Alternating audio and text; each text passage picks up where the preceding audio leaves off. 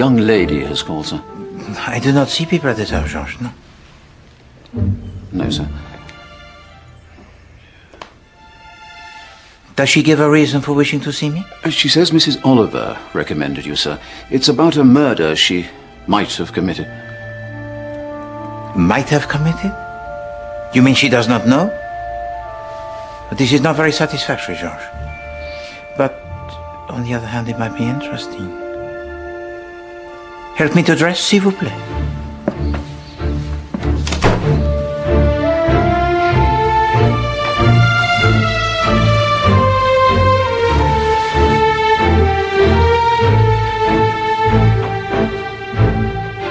Merci.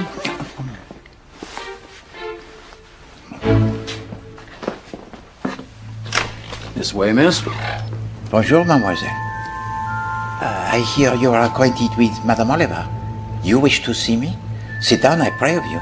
You're Hercule Poirot, Assuredly. the famous detective. Well, some people have heard my name, oui. Now, how may I help you, mademoiselle? My manservant mentioned a murder that you might have committed. You find me amusing. No, not at all, mademoiselle, but surely it is normal to know if one has committed a murder or not. But I'm not normal, can't you see that? I see only what is before me, mademoiselle. A young lady who is anxious. So, would you like to tell me about this murder that you imagine you... It was a mistake to come here. I thought you might understand. I thought you might be able to save me. Save you? But save you from what, mademoiselle? Nothing. It doesn't matter now. It's done. Besides, you're too old.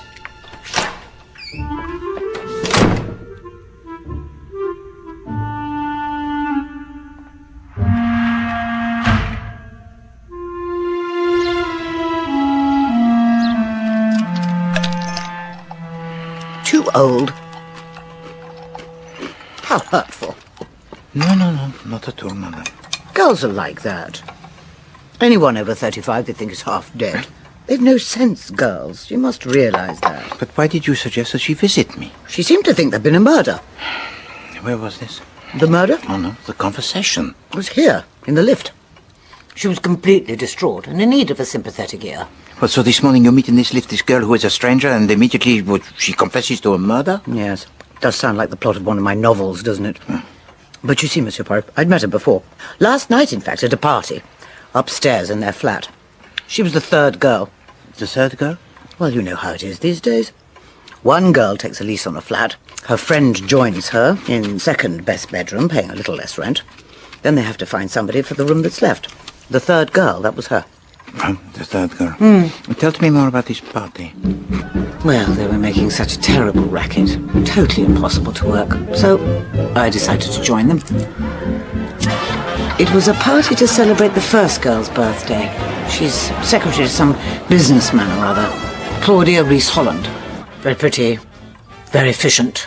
Just the sort of girl you need for a tricky job. The second girl was Frances something or other. Very arty. Works as an actress. She seemed nice enough, if a little artificial. And then there was the third girl, looking somewhat left out, as if she didn't quite fit in. In fact, the only time she came to life was when the peacock arrived. Pardon, what is this peacock? Yes, the peacock. Well, at least that's what he reminded me of. He's a painter, David Baker. Very flamboyant, quite effete, though he was making eyes at the third girl from the moment he arrived. And this third girl, how does she call herself? Norma Raystrick. I see. So this morning you meet this Mademoiselle Norma Raystrick in the lift and she confesses to a murder. Tell me, madame, who has been murdered? Well, she didn't say. She seemed confused and upset. So I suggested she pop over to Whitehaven Mansions and see you. Sure, madame. Do you know of any murder that has taken place recently, ma'am? In this building of apartments, peut-être? I rather think I'd have noticed a murder, Monsieur Poirot, don't you?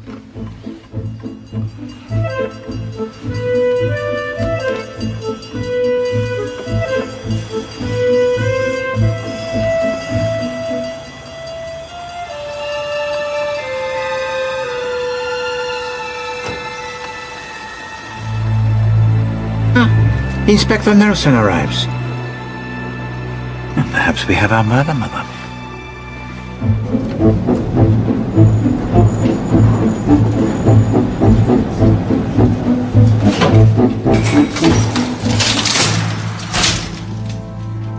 Constable, will you tell the Inspector Nelson that Hercule Poirot is here? Yes, sir. Merci. Poirot, I'd have guessed you'd turn up. Inspector Nelson?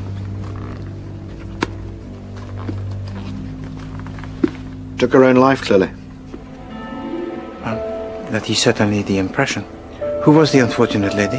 Lavinia Seagram. According to the concierge who found her, she'd lived here for many years. Kept herself to herself, very few visitors. Drank a lot. A very unhappy woman. Now tell me, what are you doing here? Merely rendering a visit to a friend.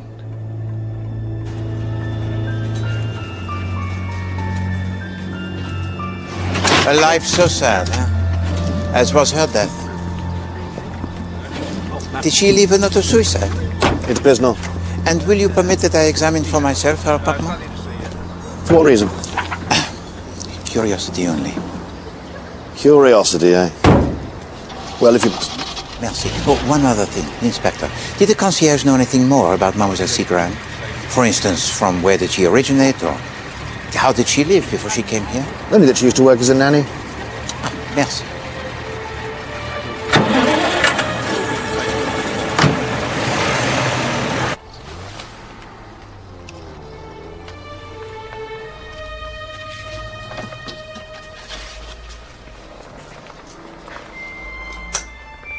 Cross Edges, Long Basing, 1917. The Last Happy Summer. A.J. Battersby. Nanny Seagram, Mary, and Mademoiselle Norma. There is the connection, huh? And Mary? The mother, perhaps? The Last Happy Summer. I feel that there is here something strange.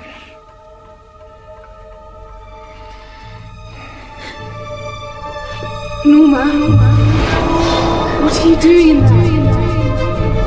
Norma, can I come in? Norma, would you like me to come and sit with you? No, I'd like to be alone. But unfortunately, we are stuck with you. She's in such a state. She keeps muttering something about blood.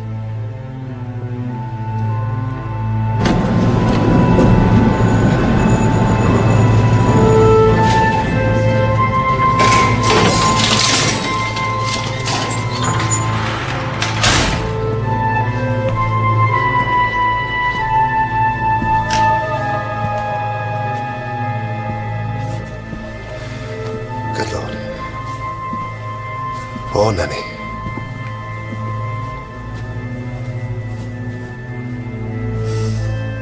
Hello, Andrew. Come through to the drawing room. Thank you, Claudia. Francis, this is Norma's father, Andrew Restorick. How do you do, Francis? Claudia says you've been very kind to my daughter. I'm grateful. She's in her room, you say? There's something troubling her very deeply. She keeps talking about dead people and blood. One of your neighbours, Nanny Seagram, has killed herself. What? Police inform me have just come from her apartment. Perhaps Norma's already found out. Killed herself? Her old nanny? Oh, no wonder she's behaving as she is. Poor Norma. Yes. Poor Norma. The police are quite certain it was suicide. Yeah, they seem to think so. Nanny Seagram was not a happy woman. Better talk to her.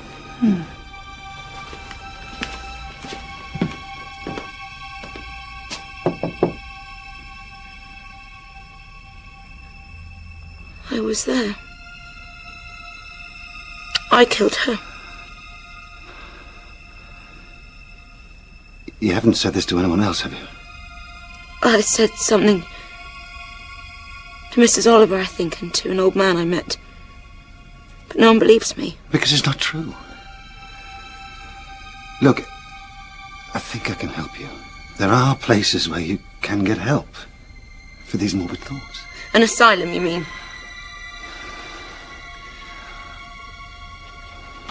Why on earth would you kill Nanny? Why? What do you mean you were there? Her wrists were cut open. I had a knife in my hand. So what you got to do? I want to help you. Oh, please let me. I'm so sorry for all the mistakes I've made. I don't need your help. I don't need anybody's help. Norma.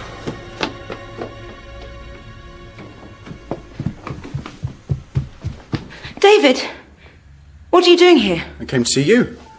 Thought you might like to go for a walk. What's troubling you?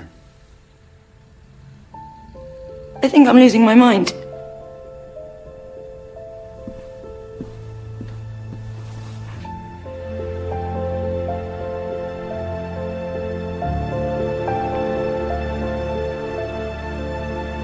You can tell me anything, Norma.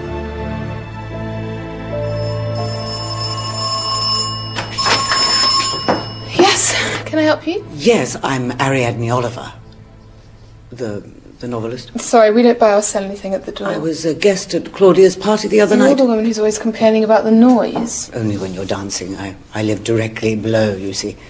I think that's why Claudia invited me. I was hoping to have a word with Norma. Norma Restrick.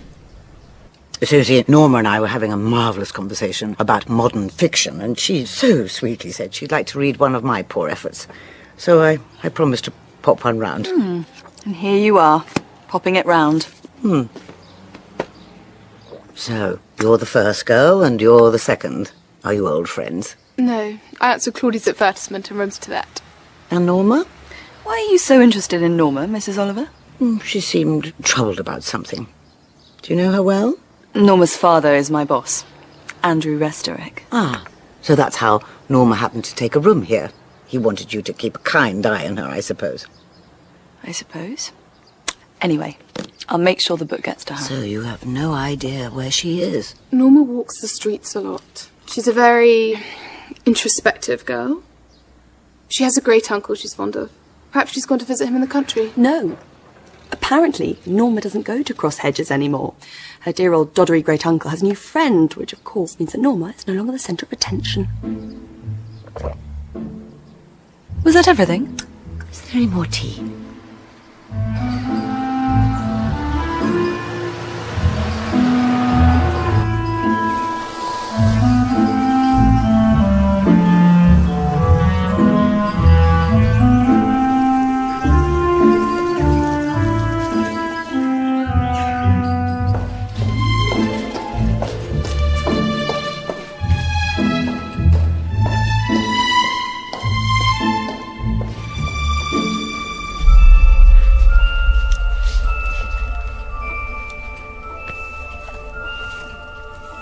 The last happy summer.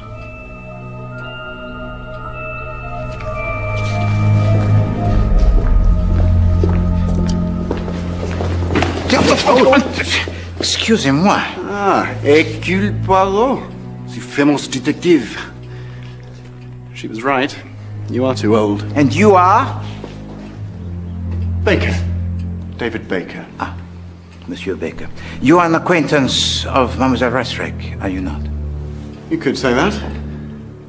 You're working for her father, I suppose. Oh, you do not like him? I've never met him.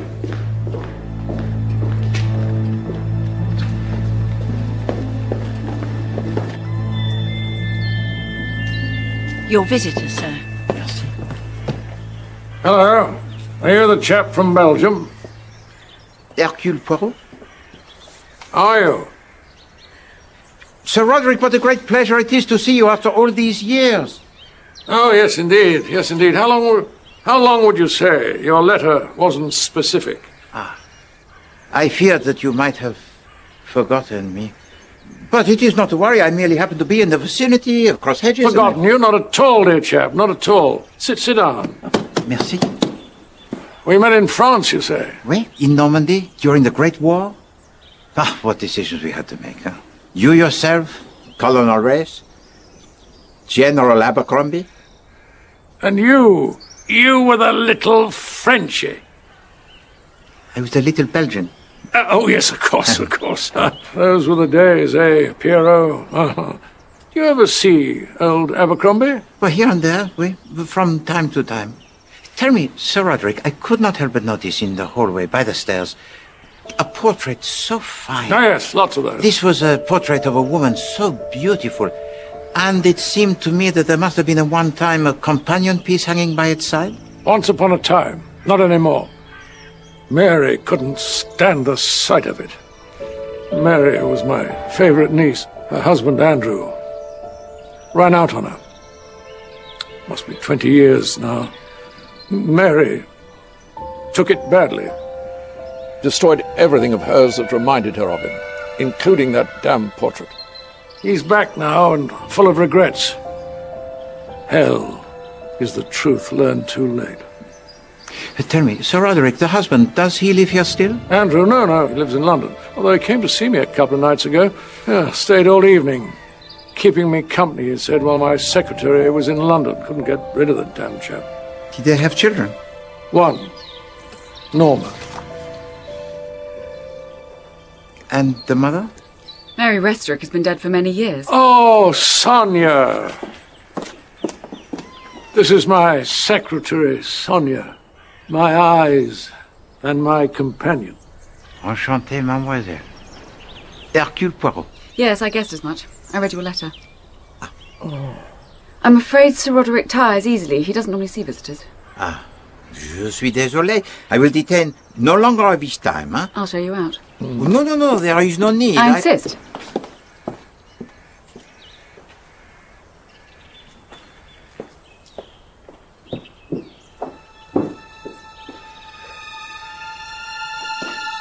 Madame Restrick was a woman most striking, no?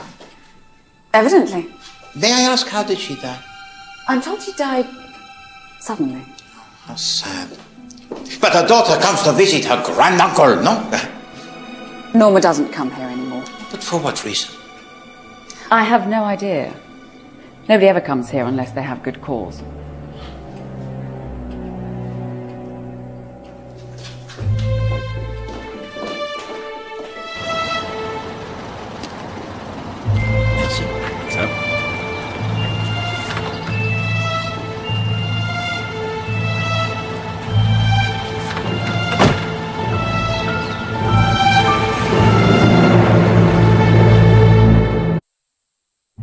Well, what did you find out at Cross Hedges?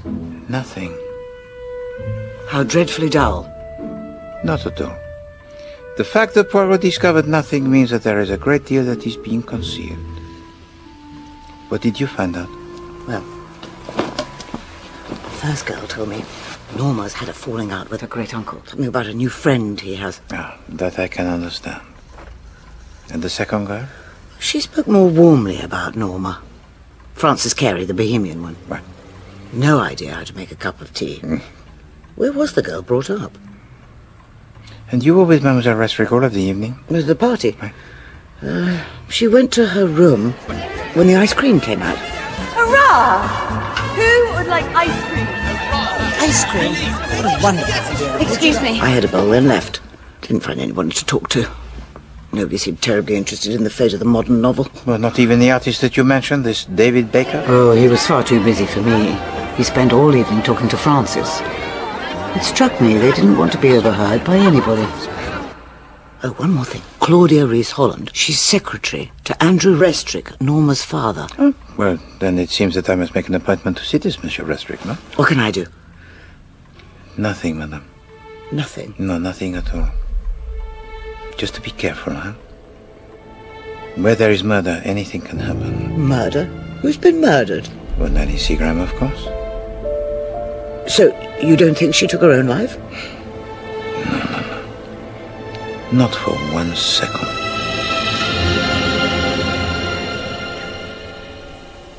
Oh. I decided to buy some new shoes. Do you approve? I like the leg. So he was an old war comrade of yours? Who? The frog? Never met him in my damn life. Are you sure about that? Tell me he sees old Abercrombie from time to time. Have to dig him up first. I think he came to ask questions about Norma and her mother. 2 nosy Parkers in one day. You mean someone else has been here? Well, some arty type called Baker came snooping around, asking questions about Norma. And he was looking for photographs. Seems that Andrew's commissioned a portrait from him to hang next to Mary's. Oh, well, perhaps it'll put that ghost to rest. I love family photographs. No good to me anymore. I let him take what he wanted. He seemed a harmless enough chap. Oh, Roddy, you're such an innocent. Doesn't it occur to you that he might be after Norma's money? You know, since my wife died, I spent many a lonely night in your company, Mrs. Oliver. Oh, that last one was a work of genius. Lady, don't fall backwards. Oh, that's funny. I could have swore I locked that when the police were done. Thank you so much, Alf, you're a dear. I won't be long, I promise. He, Poirot, may be content to sit and do nothing. I, Oliver, am not murder. Fiddlesticks. If a woman in one of my novels wanted to hide a note where it would be found, wanted to hide a suicide note, someone was bound to look.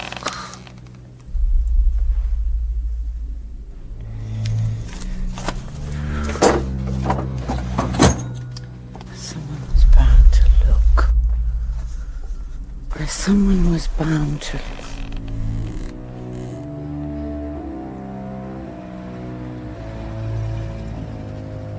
Where would a woman consider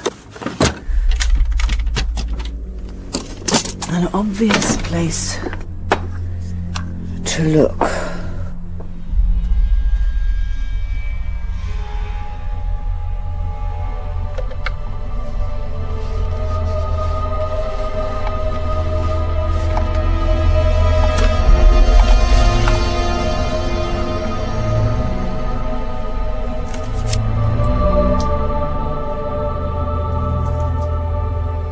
Be given to the police in the event of my death.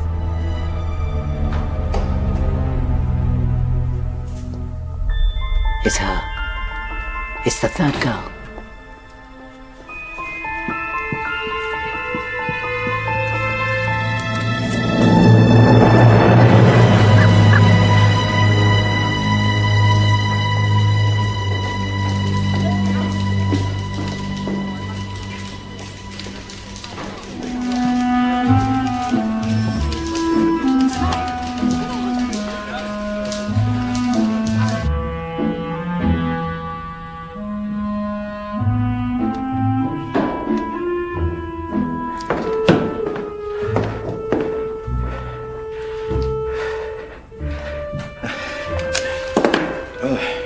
Can I help you? Un moment, s'il vous plaît. I wonder if it might be possible for me to see a Monsieur Andrew restoring. Hercule Poirot. Take a seat. Merci.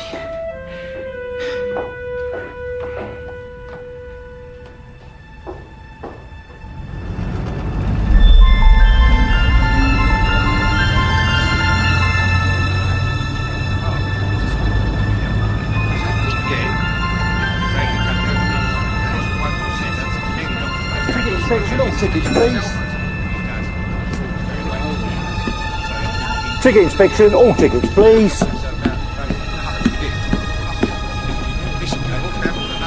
Ticket inspection, all tickets, please. I need to get off. I need to see your ticket. I'm tailing someone. Pardon, madam? I said I'm tailing someone. Not without a ticket, you're not.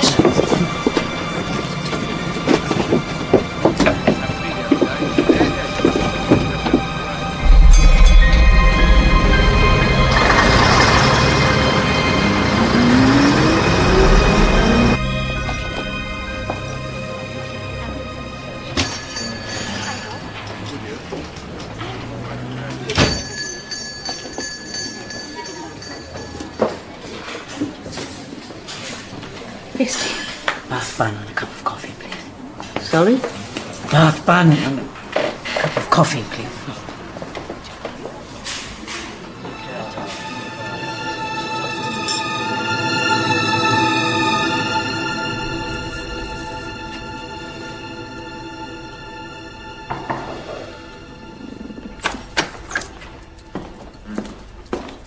Monsieur Hercule Poirot. Monsieur Respect? You're the chap who called on Uncle Roddy, pretending to know him from the war. I wondered if he was just being polite. And I am aware, of course, that he does not care for visitors. But not in your case, of course. I'm a busy man, Poirot. State your business. I am come to talk with you about the visit rendered to me by your daughter. You've met Norma? Oh, yes, indeed. She asked me to save her. Save her? From what? Well, that I do not know. Do you?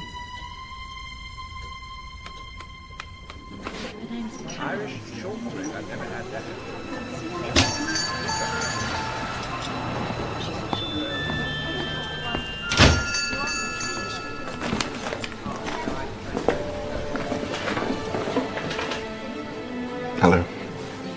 Hello. I'm afraid I can't stay very long. I have somebody coming to the studio. Portrait. Oh, but I thought you said you had something you were going to show me. Norma, I want you to stop worrying about what happened to Nanny Seagram. What on earth makes you think you could kill somebody? Now, I know that you're a rather wealthy young woman, which means you must be careful. Sir, careful. Sir? I should go.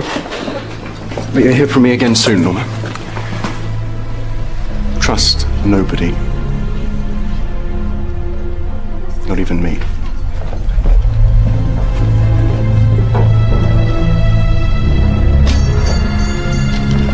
Waitress. My bill, quickly. My daughter Norma has often needed psychiatric help since her mother died. She can get hysterical, melodramatic. Fact is, it's all my fault. Norma's mother, Mary, also found life difficult. I see. How sad. Plain truth is, I left my wife when Norma was 5. I never wanted the life you see me leading now. I was always a traveller, eat your feet. So one day, I decided to start a new life in Southern Africa. That is a story most common, no? But Mary never got over it. She became more and more disturbed. And then one day, when Norma was 7, on her 7th birthday, in fact, my wife killed herself. Sapristi. On the birthday of her child? Don't think she intended to kill herself. In fact, the letters I got from old Nanny made that pretty clear. I think she intended to be found and saved. But tell to me, monsieur, who was it who actually discovered the body of your wife? Norma did. Imagine the effect that had on her. Such an occurrence would be distressing to the mind of an adult, but to that of a child. May I ask, monsieur, what it was that brought you back to England? A year ago, my brother died. Leaving no heirs, I had to return from my travels, take over the business. So, here I am, tied to a desk. So, until last year, you have not seen your daughter since the funeral of your wife? No, I was up country when that happened. The letters never reached me in time. So you did not attend the funeral? No. So the reunion with your daughter, when it happened, must have been full of emotion for you both. You have children, Mr. Poirot? No. And you cannot possibly imagine how painful it was. And nothing's been right with her. She's so full of rage. An urgent call for Monsieur Poirot. For me? Shall I put it through? I'll let you be private. Merci.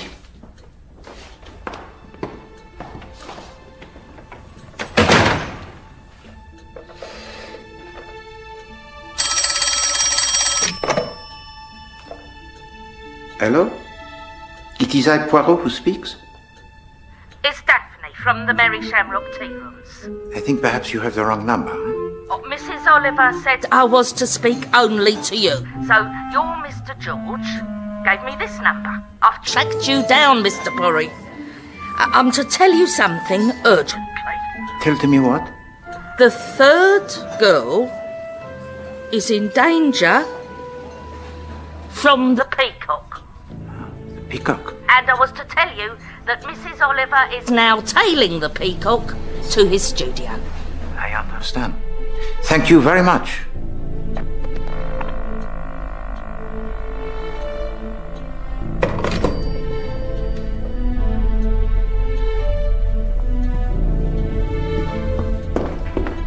Nothing serious, I hope. No. Nothing serious at all. I wish you good day, monsieur, mademoiselle. Good day.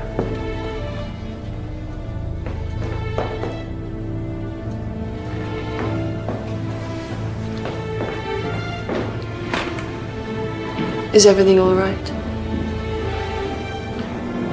Have dinner with me tonight.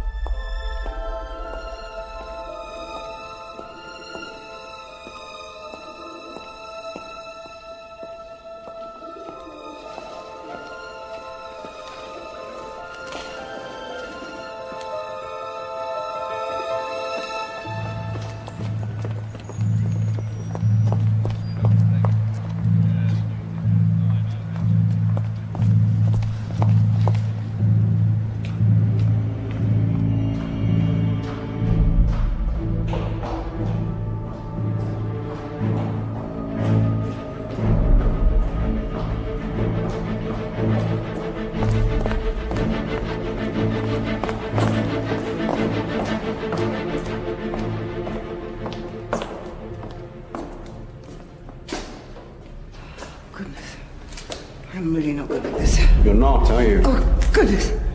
Oh, you startled me. I had no idea you were there. You were following me? Yes, I'm afraid I was.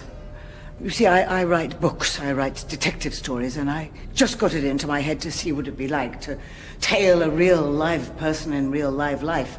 And how was it? What? Tailing a real live person. Oh, it's much harder than you think. You're probably frightfully angry, but there's really no need. I'll just tell you. You were at the party, weren't you? Boring everybody stiff about the decline of the modern novel. And then you're in the cafe, too. Well, don't you want to see where I was going? Don't you want to follow me all the way to the end? Why not toddle up there, hmm? Oh. Thank you.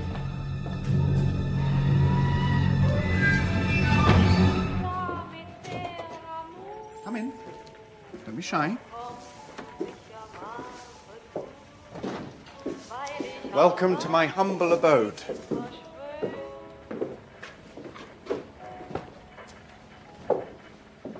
Oh, is this yours? Girl demanding an abortion. What do you think? Oh, dear. Ah, here already. Keen as ever, I see. Mrs. Oliver, our paths cross again. Miss Carey, I'm so sorry. I didn't recognize you at first without any... Without my clothes on? Yes. Completely naked. Mrs. Oliver kindly came round to the apartment to leave a novel for Norma to read. Did she? That was kind. What a series of coincidences. And there I was, in the tea room when Norma and David were having a cup of coffee. Were you really? Yes, we were, as a matter of fact. Extraordinary coincidence. And then she decided to see what it would be like in real life to follow someone. And of all the people in London, she chose me. Well, that's not quite how... And how are you enjoying your slice of real life, Mrs. Oliver? Do you know, it's absolutely fascinating. Well, I don't want to take up any more of your time. Can I offer you a drink? Thank you so much, but I don't drink. Oh, the lady doesn't drink. Who'd have thought it? Do you know where you are? Yes, I'll be fine. Oh, Your paintings are really very good. Terribly impressive draftsmanship. Oh, and I like the title too. Girl Demanding an Abortion. I think the public will respond.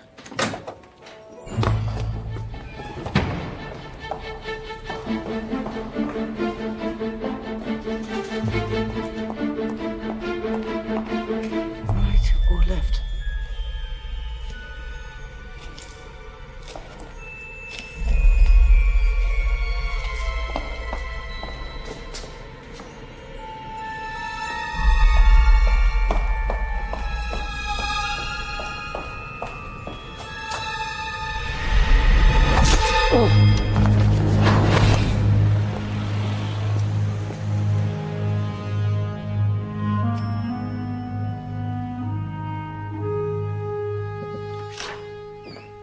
Yes, sure. The concierge finally answered the telephone, sir. He hasn't seen Mrs. Oliver since earlier today when she left Borodine Court. She left in a great hurry, he says. That would be Madame Oliver now, George. Please to show her in. Come quickly, Monsieur Poirot.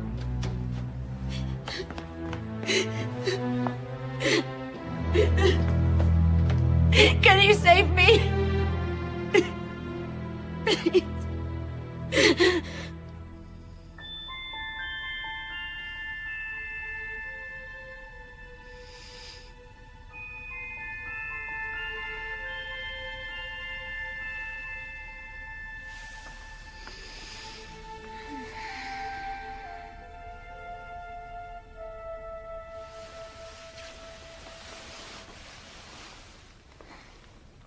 Monsieur Poirot, Good morning, mademoiselle. am I in your apartment? Oui, bien sûr. You know, my doctor gave to you only the little sedative, and you have slept for 14 hours? Who knows I'm here? No other person, except, of course, for my doctor and mon valet, Georges. You are quite safe, Mademoiselle Restring.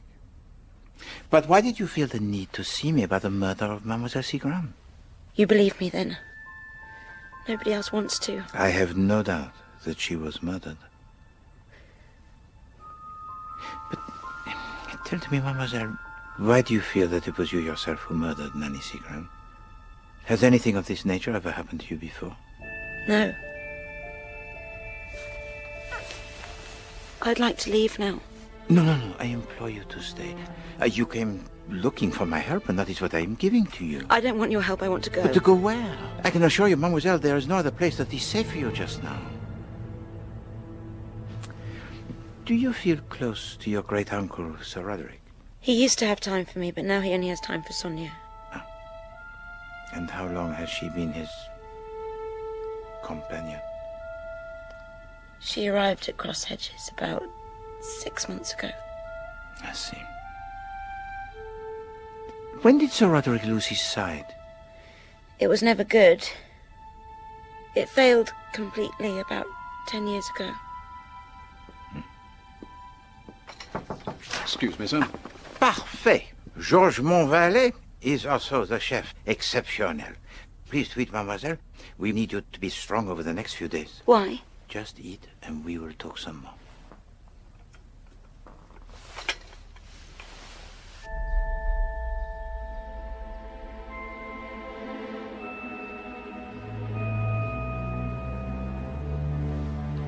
Catch the peacock. Tell the police in the event of my death. You've been hit on the head, Mrs. Oliver. Who are you? Who? Who? Who hit you on the head? Who are you? Ah, I know who you are. You couldn't mistake those moustaches anywhere. What are you doing here? Where am I? I warned you to be careful, chère madame. Oh, my head aches. You've been hit with a blunt instrument, madam. And the contents of your handbag have been stolen. By the peacock. She's delirious. No, I'm not. I assure you, this is how she is. Tell me, madame, did you actually see the peacock strike you? This is important. She may have difficulty remembering things for a while. Nonsense! Oh. I remember everything vividly. There was a girl demanding an abortion. Who was this girl? Oh, it didn't look like that to me. It was the second girl. There were 2 girls demanding abortions. Did you actually see the peacock strike you, madam? No, I didn't see anything. It all flew by so quickly. Can you remember what was in your handbag? I think I'll go to sleep now. I bid you good day.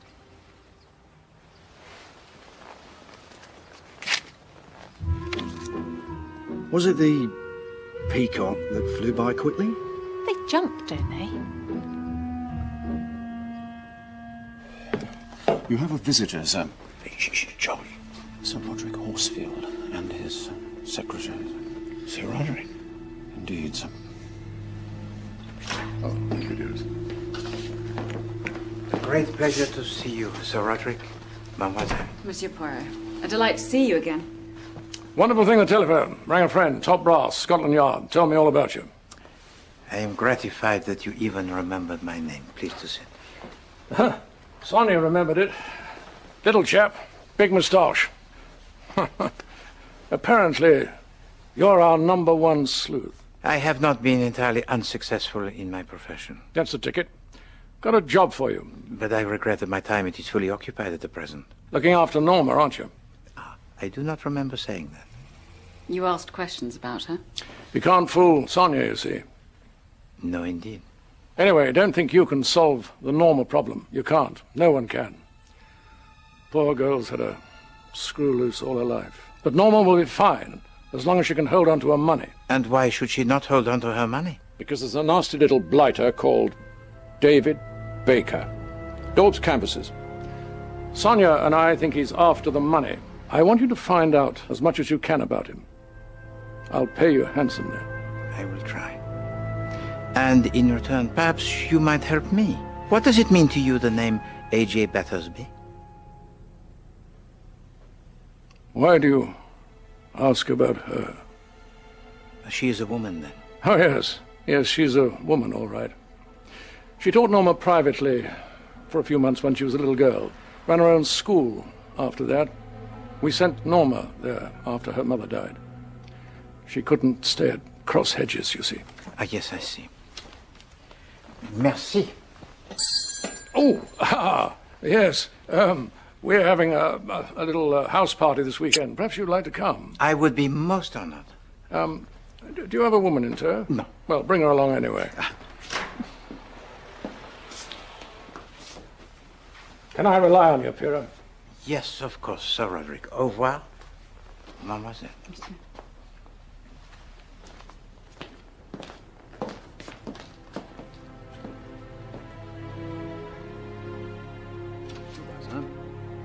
Thank you. What is your opinion of that young lady, Georges? Well, sir, if you'll allow me, I would reply that he'd got it badly. Very badly, if I may say so, sir. It's not unusual, of course, in gentlemen of that age. Yes, George, but what of the young lady? Oh, well, sir, she's quite a definite type. There's never anything you could put your finger on, but they know what they're doing, I'd say.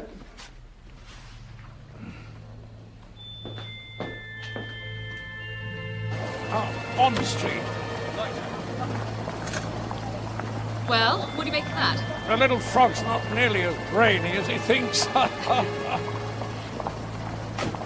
However, if he can help me stop that canvas daub in his tracks, all well and good. Who's my clever, clever man? Now, should we conclude the day's business? I spoke with your father recently. You're working for him, is that... No. I wanted to meet him there.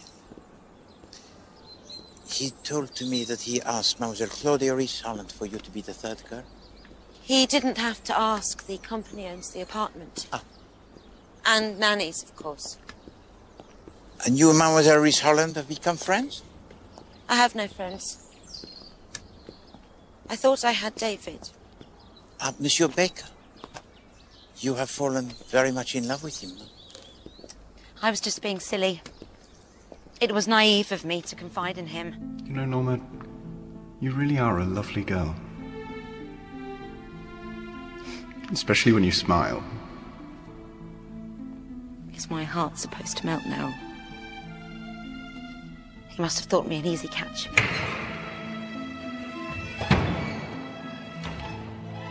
I only realised what a fool I'd been when I went to his studio.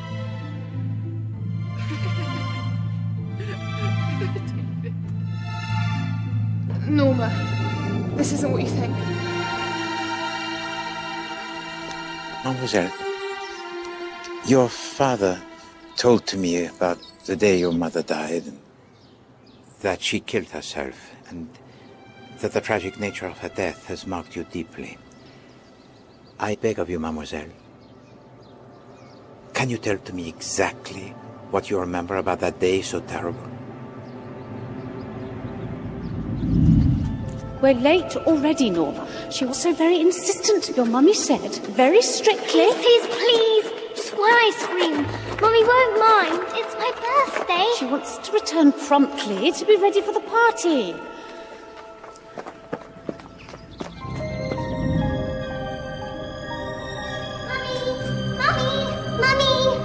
Mummy, look what I got you.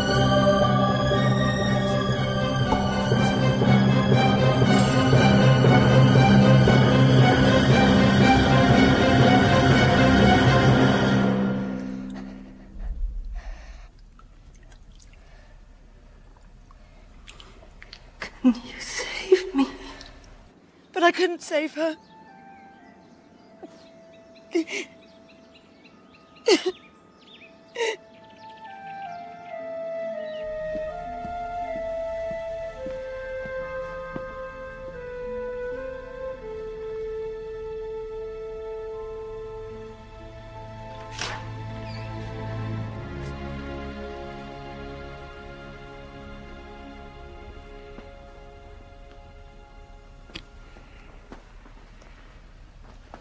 How are you today, mademoiselle? You have not eaten.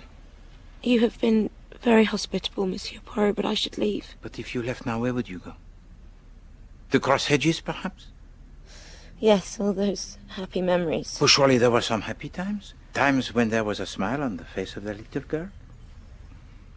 A little girl who killed her own mother. No, mademoiselle, your mother killed herself. I could have saved her. It was my fault for being late. Nobody ever forgave me. Is that what you wanted from Nanny Seagram, huh? Forgiveness? When was the last time that you saw Nanny Seagram? On the night she died. Claudia said she left a message to go and see her. Oh, God, Norma, I completely forgot. Miss Seagram. She popped up to see you this afternoon. She said she wanted to talk about your mother. Talk about my mother?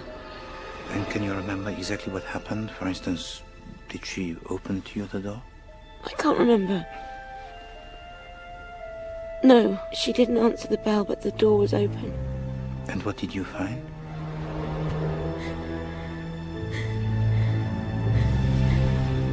I had a knife in my hand. No. Do you habitually carry a knife? It was in my drawer. I opened it and there it was, just lying there. Do you remember putting it there? No. So did you take the knife with you? What? I must have done. It wasn't there later. Mademoiselle, can you tell me exactly what you found when you entered the apartment of Mademoiselle Seagram? She's dead, isn't she? And I had a knife. Excuse me, sir. No, Georges, please, not just at this moment. Inspector Nelson is here, sir. And Mrs. Oliver. The police. Good. I want to talk to them. I want to confess. No, please, I beg of you, mademoiselle. Wait for me, please. We will talk more of this. Only trust me.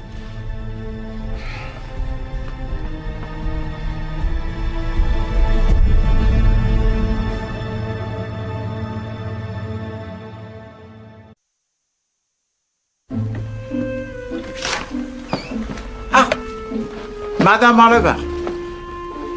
Inspector, you are recovered, I see. Fully, thank you. And my memory has returned. The letter. The letter? Miss Seagram's suicide note. I found it behind the mirror in her flat. to be given to the police in the event of my death. Yes, but no, pardon. That cannot be. Are you saying that in this letter she announced her suicide? I didn't have time to read it before it was stolen from my handbag. Oh, c'est ça. So how could you possibly know that it was a note of suicide? What else could it have been? What else, indeed? Oh, you always want to make everything so difficult. I'm getting a headache. Inspector, have you brought to me the information that I requested? You'll find everything you wanted in here. Though, what it matters now, I couldn't guess. Inspector, something has happened? It seems it wasn't suicide after all, Poirot. Results of the post-mortem indicate that Miss Seagram died of asphyxiation. Her wrists were cut after she'd stopped breathing. Sapristi. What's more, Norma Restorick's flatmate, Claudia Rees-Holland, visited me a couple of days ago, and she told me Norma had made a clean breast of the business to her father. She also said that he believed the girl had made the same confession to you, Poirot. Just curiosity, eh? Seems you've been deceiving me. Je suis désolé, but to indulge me, if you please, for one moment. Can you remember exactly when it was that the secretary to Monsieur Restrick denounced his daughter as a murderess? It was 2 days ago. 2 days? That was when I was attacked. Do you have any idea where this girl is, Poirot? Please, miss. I'm here. I'm Norma Restrick. I killed Nanny Seagram. Norma Restrick, I'm arresting you on a charge of murder. Thank you for trying to help me. I take a very dim view of this, Poirot.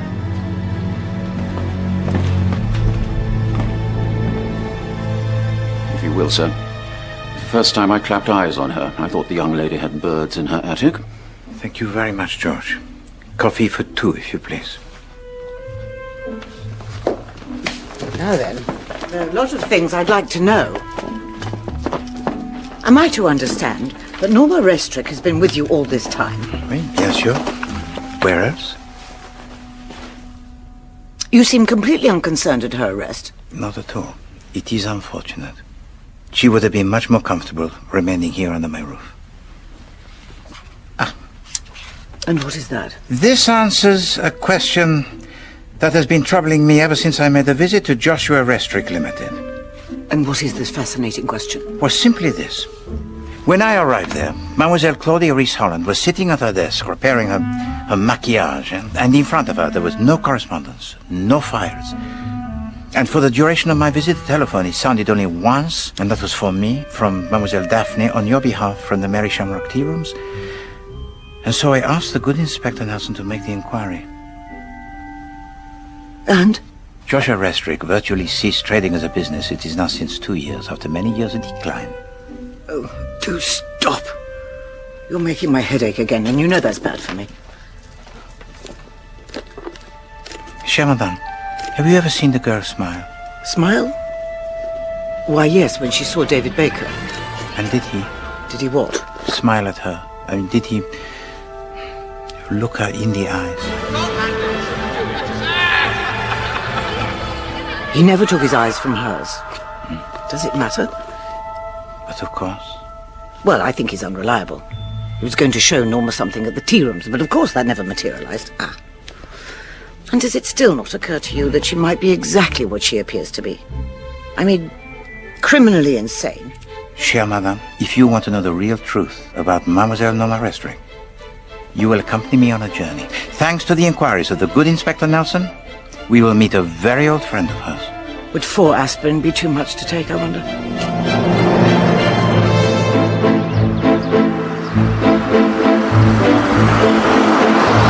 Where did you say this house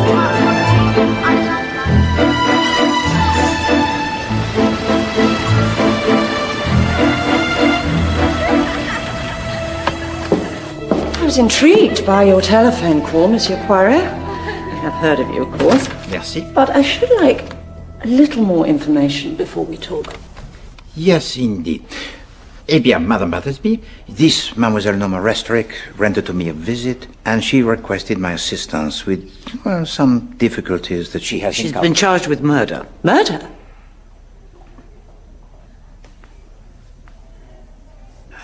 So firstly, may I ask, did you like Mademoiselle Norma Restrick when she was here as a pupil? I like all my girls. Oh, yes, of course. But what sort of girl was she? Oh, not scholastically brilliant, but adequate. And before, when you taught her at Cross Hedges? Well, she was very young, only 5 years old, and my appointment was a very brief one. Oh, for what reason? There was an opportunity to set up my own school. Well, so you left your employment in the family restaurant to set up this school? Yes. Well, that was an undertaking most audacious, no? It wasn't easy to make ends meet at first, but the school soon started to pay for itself. Bon. And tell me, did Mademoiselle Norma Restrick ever smile? I beg your pardon? I think he means, did she seem a little neurotic? I think you're aware, Monsieur Poirot, that Norma's had to receive psychiatric assistance on more than one occasion, including while she was here. Which is hardly surprising given her home circumstances. Her father, to whom she'd been extremely attached, left home suddenly, and, well, her mother didn't cope with that very well, I think, and the tragedy of her suicide. No, since you mention it, I can't recall Norma ever smiling after the death. Her bedroom here became a shrine to her dead mother. It seems to me that she has been blaming herself all her life. As do most children, no? Indeed. But they're not blaming their parents. Oui. Do you yourself have children, madame? I've never married, Monsieur Poirot. Oh, je suis désolé. Mademoiselle. You say that she kept her room as a shrine to her mother, but you also say that she was extremely attached to her father, so there was no shrine to him? In her heart, yes. She never gave up hope that he would return, or that a letter would arrive asking her to go out and join him. It never did. In her heart, way. But in reality, in her rooms? There wasn't a single photograph of her father, if that's what you mean. Her mother destroyed every single one she could find after he left. Really, when it comes to the mother, one has to ask oneself in that house, who was the child? Vraiment. Who was the child indeed, huh? And you yourself could not provide her with a photograph of her father? Me? Well, from the photographs you took of the family, I mean. Oh, I see, of course. No, I couldn't. Are we done, do you think? Wait. I have all of your novels, Mrs. Oliver. And I wonder if you would be so very kind as to sign my copies. I really would be so grateful. Well, yes, of course. Do you have a pen? Yes. Thank you, this is thrilling. Pleasure. I see from my records that Norma's about to reach her 25th birthday. She's quite a catch for somebody, given her wealth. Mary Restrick was a wealthy heiress, and she left it all to Norma. How wealthy was she? At the time of her death, Mary Restrick's fortune was estimated at £700,000 or £800,000. And of course, there's Cross Hedges house too. But so the house does not belong to Sir Roderick? Oh no, Sir Roderick lives there by the grace of Norma. So if by chance Mademoiselle Norma Restrick was to die... Well, half the money would go to her next of kin. Her father, unless she were to marry. But why only half? Mary Restrick loved Cross Hedges. She ensured that half the family money would always go back to the guardian of the estate. So if Mademoiselle Norma Restrick was not to marry, that would be? Her favourite uncle, old Sir Roderick.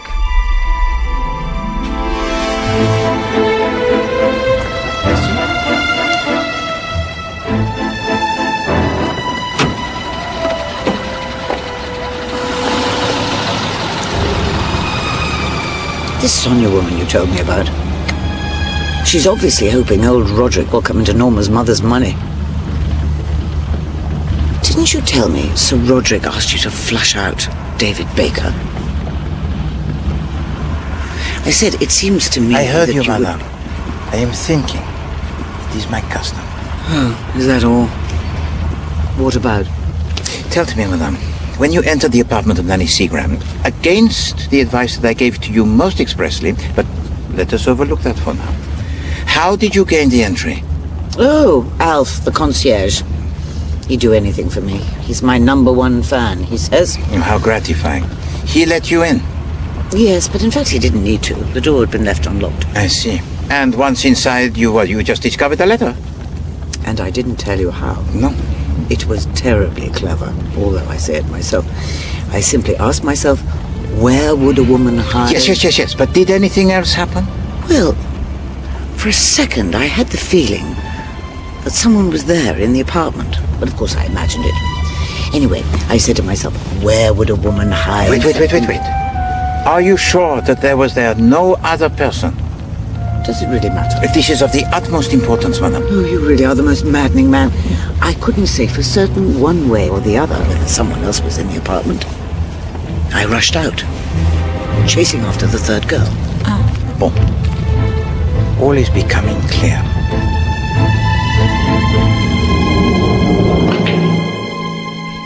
Oh, gotcha! Sir Roderick. Oh, it's you again. I've bought Mr. Restrick's portrait. Well, come here. Come on. Closer.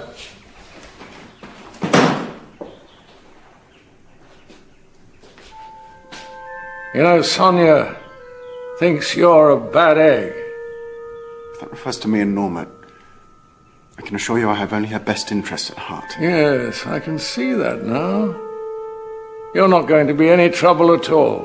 Ha ha ha! You're a good egg. The maid will see you up.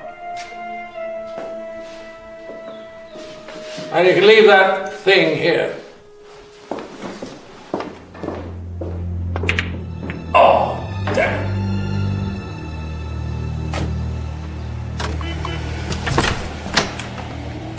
Ah, my dear Alf. This is Monsieur Poirot. Oh, Mr. Poirot. Monsieur? Tell me, you a fan? Ah oui, naturellement. You read her latest? Ah oui, yes, I am almost sure that I have. Well, maybe you can help me. I've read it 4 times, and I've still got no bleeding idea who done it. Oh. No, it's genius. Keep them guessing, eh, Mrs. O? Monsieur Alf, tell me if you please, how well did you know Mademoiselle Seagram? I used to deliver her gin for her. According to Inspector Nelson, she drank a lot of gin. Huh? Well, say more and more. And since when? For instance, did her liking for the drink increase suddenly? Yeah, for about the last 6 months. I see. And tell me, what else did you do for her? For instance, did you post letters for her? She very rarely received or sent letters. Ah, so for her they were memorable, perhaps, huh? And tell me, did you by chance post a letter for her shortly before her death? Oh, yes, I did. The day before. And did you notice, of course, by chance, to whom the letter was addressed? And this is most important. Well, it did catch my eye. It was from Mr. Andrew Restrick, no? Correct. Did she receive many visitors? Well, that funny girl Norma. She used to be out there quite a lot. Sometimes her father, Mr. Restrick.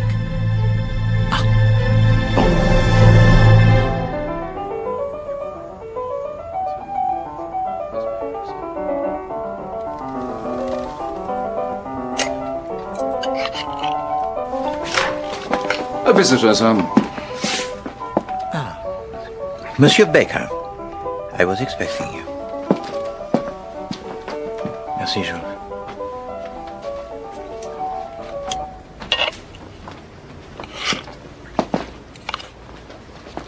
I owe you an explanation. You owe to me nothing.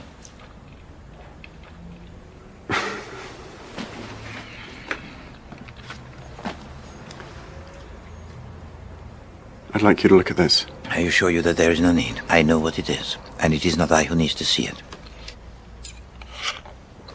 I believe you've had this in your possession since we first met that day across hedges. You could have shown it to Mademoiselle Norma Restrick at the Merry Shamrock Tea Rooms, and yet you did not. She seemed so fragile.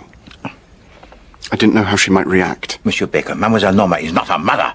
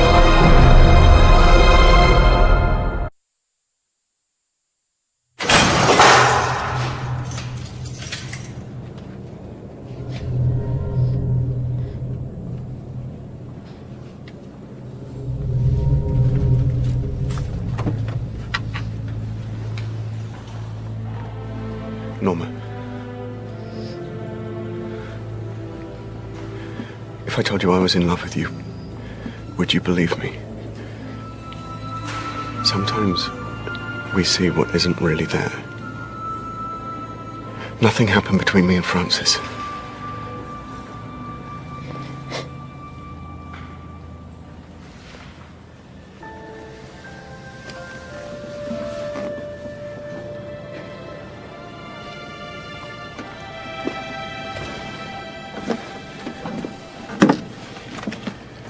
I have to show you something.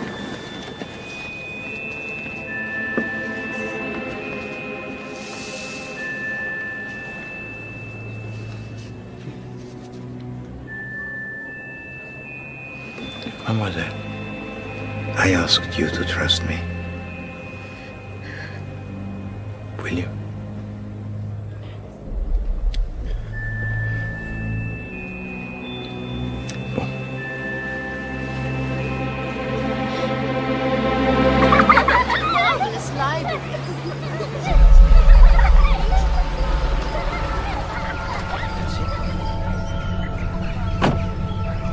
Oh!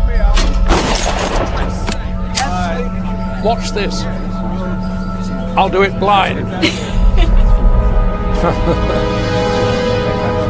Pull! Oh!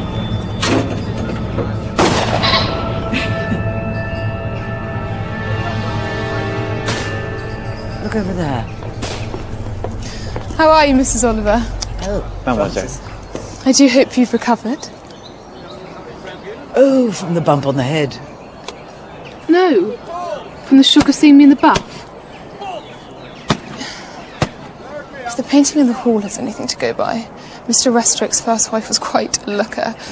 Of course, that was all a long time ago, as Claudia keeps reminding everyone. Perhaps he'll gain a wife, just as he loses a daughter.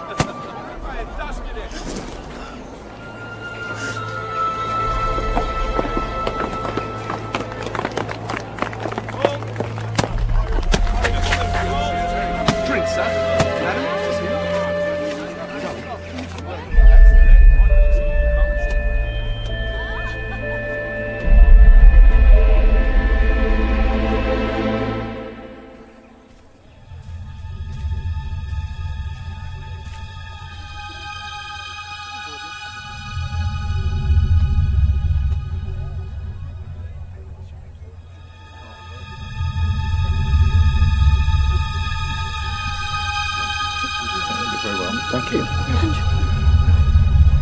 Who are you? I said, who are you? I'm your father, Norma. What's she doing here? Norma, are you all right? But I thought... We all thought... What did you think? Darling Norma, please try not to get overwrought. Well, well. Come to spoil another party, have you? What on earth are the police playing at, letting her out? Shut up! Ow! Norma! Norma! I'm sorry, I just don't understand. The police let me go, Daddy. I'm free. That's wonderful. Uncle Roddy'd be so happy that you're here. Darling girl, you remind me so much of your mother. If only she were here to see you now. Who are you? Oh my God, she's insane! Norma!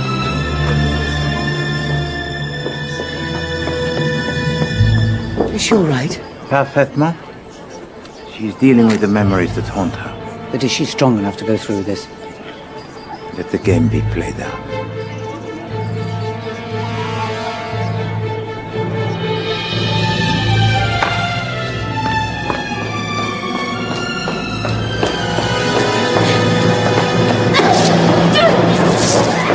Norma! Norma! This is only making things worse for yourself. Wasting your time. You really are insane, aren't you? I don't want to talk to you. I don't want to talk to anyone anymore!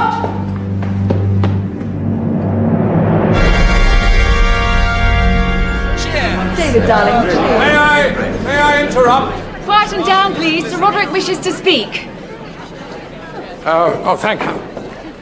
First, I'd like to thank you all for coming here on this special day. especially Norma, who is back with us again. And now, the reason I invited you all here, something that will surprise some of you and not others. 2 weeks ago, I asked my secretary, Miss Sonia Benson, to be my wife. I was astonished to find that she accepted. 2 days ago, worried perhaps that her bridegroom might keel over before she could get in.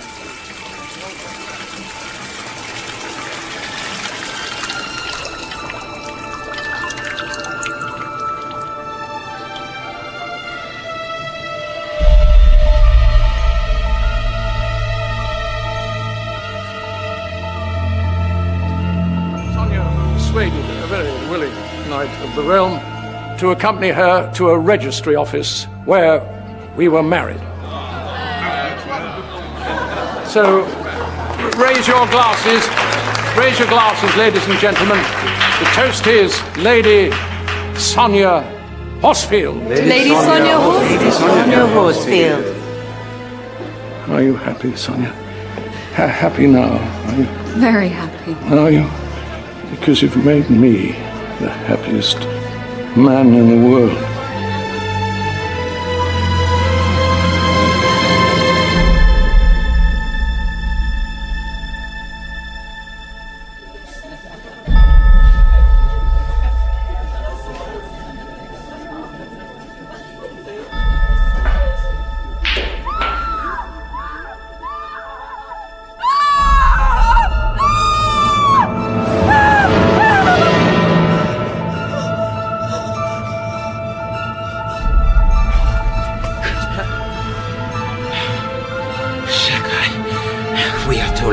Monsieur Restrick, please allow me to deal with this immediately.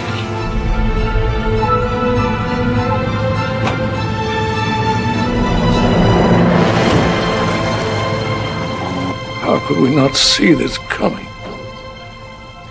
I am so sorry for your loss, Sir Roderick.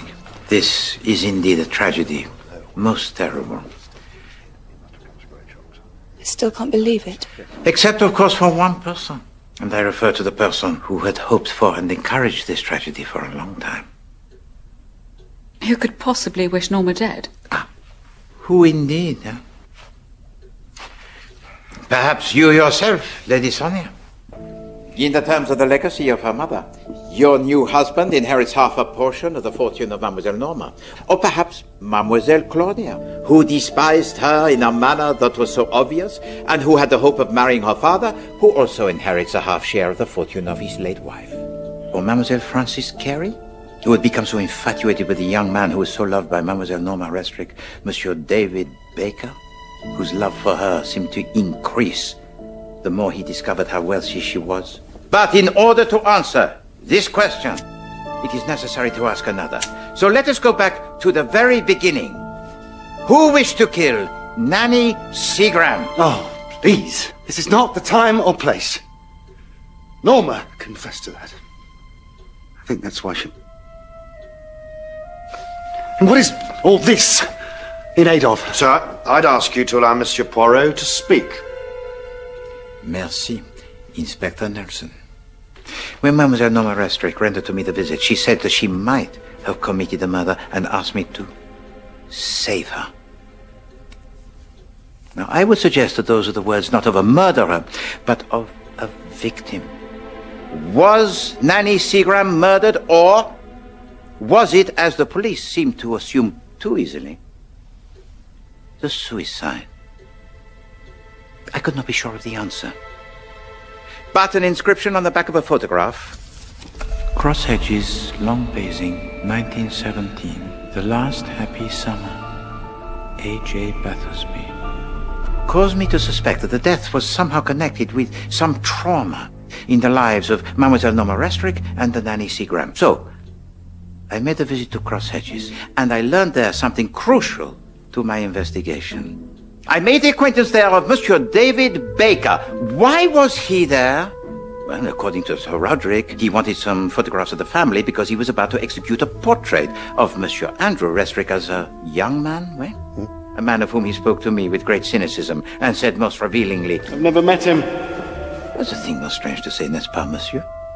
But I digress. Let us return to Nanny Seagram.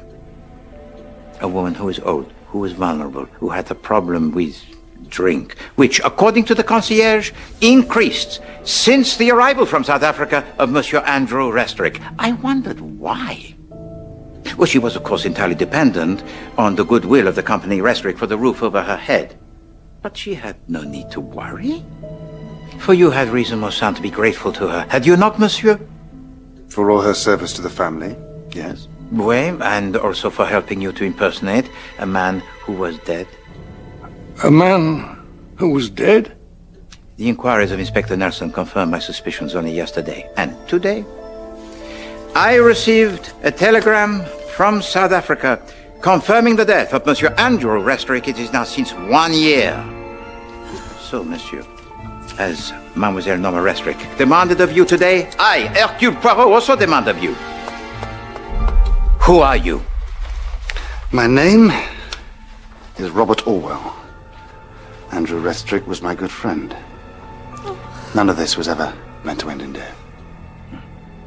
You are an imposter? Nobody knows. The real Andrew Restrick has not been seen in England for 20 years.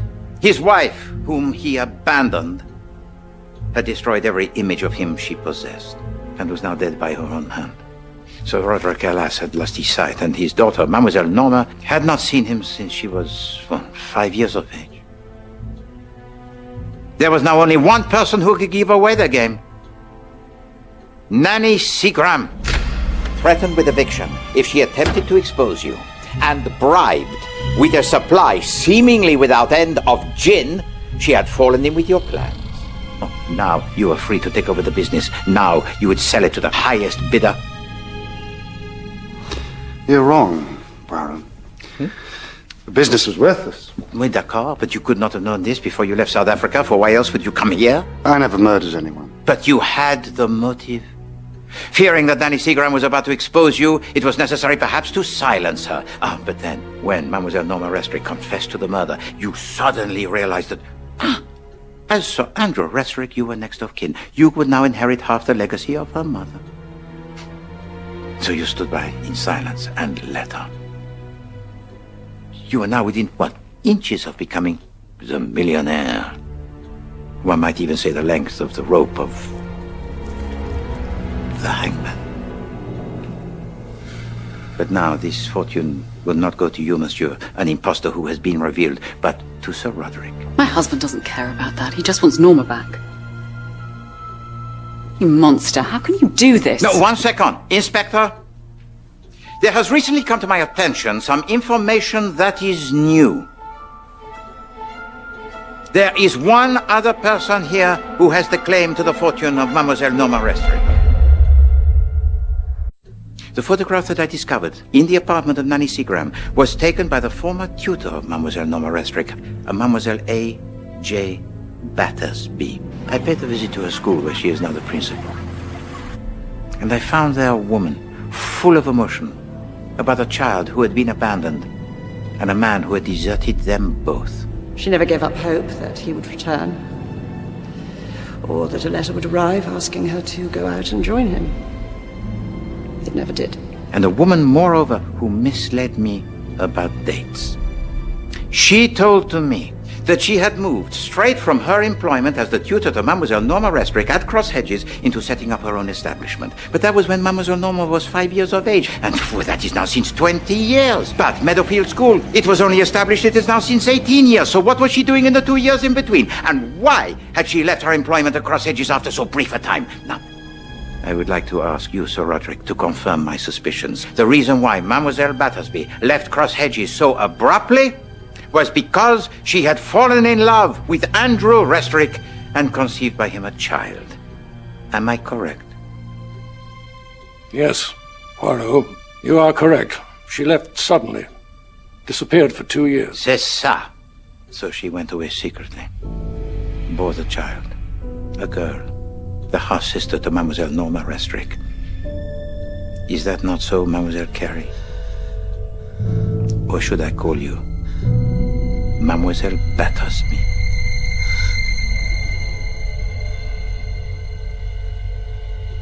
I grew up dreaming that one day I'd find my sister. When I found her, it was like a miracle. I knew Claudia worked for the family firm, and I couldn't believe my luck when Norma moved in too. I longed to tell her she had a sister. And now she'll never know. No. And the irony? With Mademoiselle Norma gone, you have a claim that is legal to her fortune after all? That's it.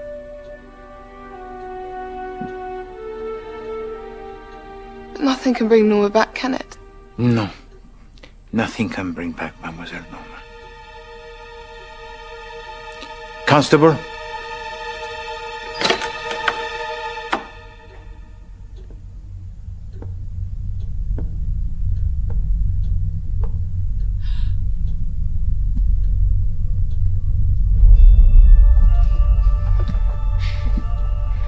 Norma!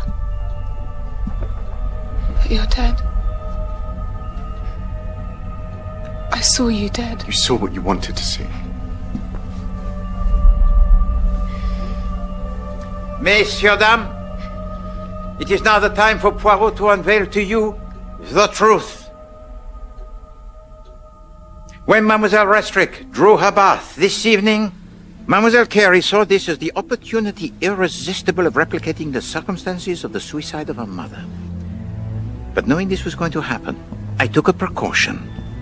You were observed by Monsieur David Baker entering the bathroom with a pillow. Why?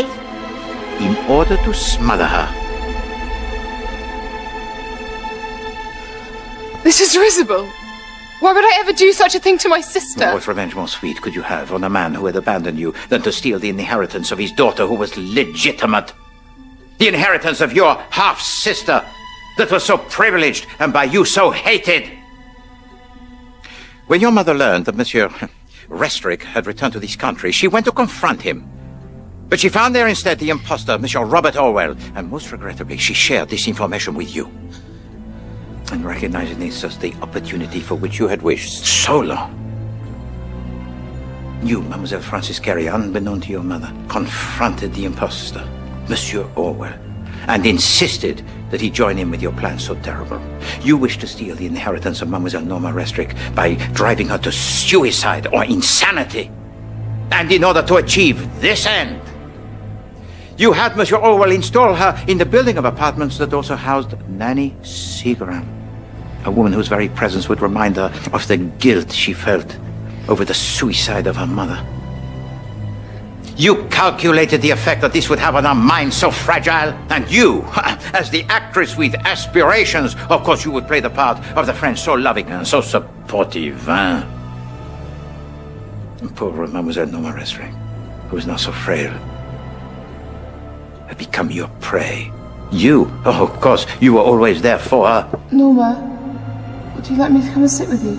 Provoking memories that were painful. Hurrah! Who would like ice cream? You even planned to steal away the young man who tried to give to her existence real love and hope. But this campaign against the psyche of Mademoiselle Norma Restrick reached its climax so inglorious in the murder of Nanny Seagram. It was no accident that Mademoiselle Norma Restrick felt responsible for her murder. You orchestrated this conviction with precision. Your plan depended on two knives that were identical. The first knife you left in her room where you knew she would look. And then before the party, before Mademoiselle Restrick could reach her, you sealed the fate so brutally of Nanny Seagram, who was helpless, and left behind there the second knife.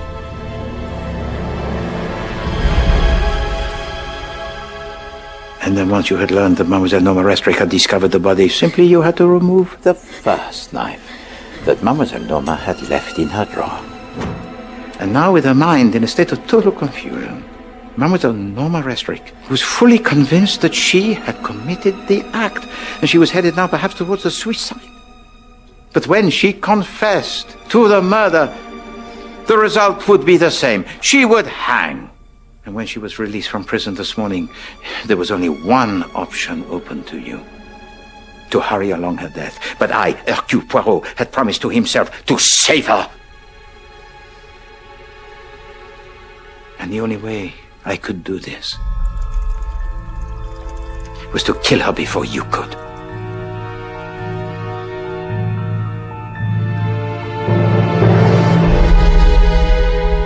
I had no part in this, Poirot. Liar!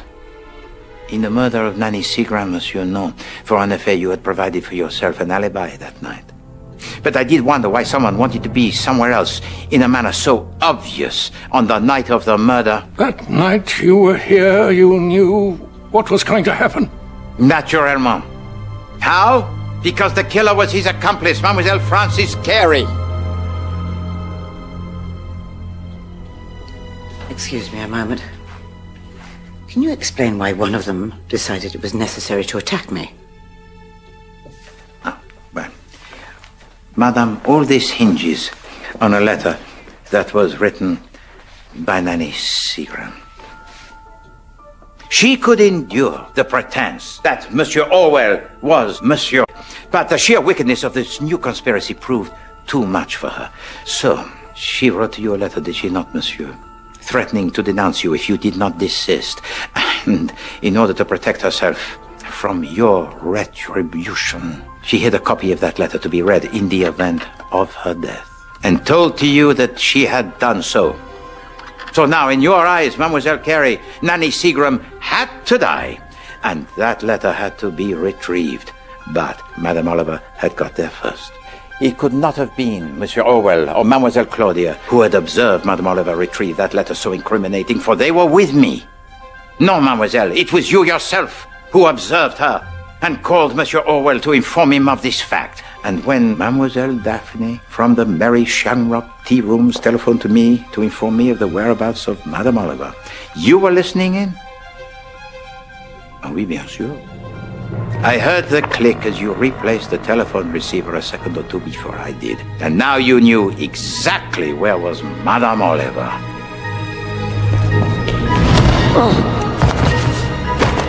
And now the letter could no longer get into the hands of the police. Now the conspirators were safe.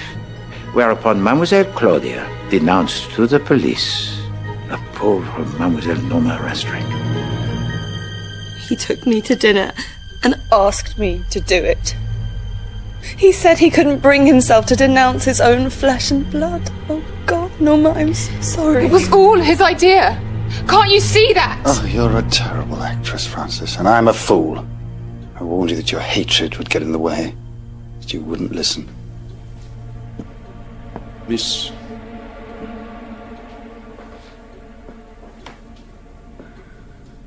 Frances. We're half-sisters. Look, David found it in Uncle Roddy's box. It's our father.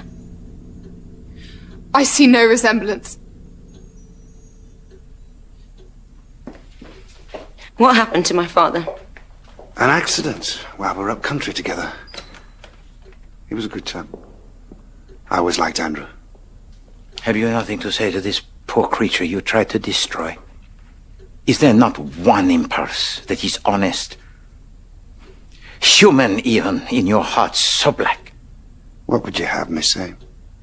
Did my father ever speak of me? Well, Monsieur Poirot wants honesty. So I'll be honest. I only ever heard Andrew mention you once. He said you were the little bitch who'd get all his wife's money. I knew Andrew was rotten, but you beg a description!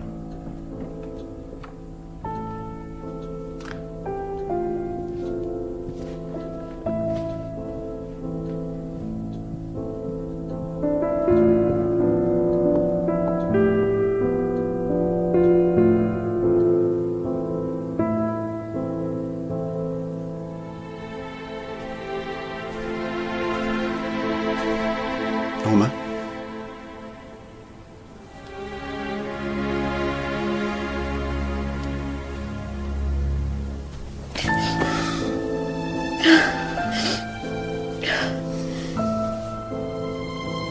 So Sonia wasn't a gold digger after all? No. Nor was the peacock. How did you know? Oh, because you told that to me yourself, Madame. You told me that you saw him smile at her, that he could not take his eyes from hers. And the moment I realized that he was looking for photographs of the family to prove Monsieur Orwell an impostor, well, it was then I knew that he was acting for Mademoiselle Noma and not against her. You do think of things, don't you? Oh. What a calculating mind. Tortuous, that's what I call it. Tortuous. Am I so calculating, Madame? Am I the solver of puzzles with a heart that is cold? Or are we looking at the greatest of mysteries that life ever throws up? The mystery that even I, Hercule Poirot, will never be able to solve. The nature of love.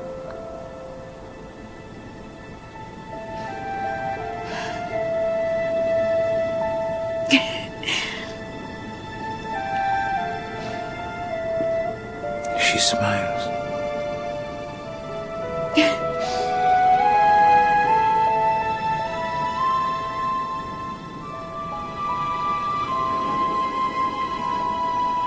Is that a tear? Oh, no, Madame. It is merely the breeze.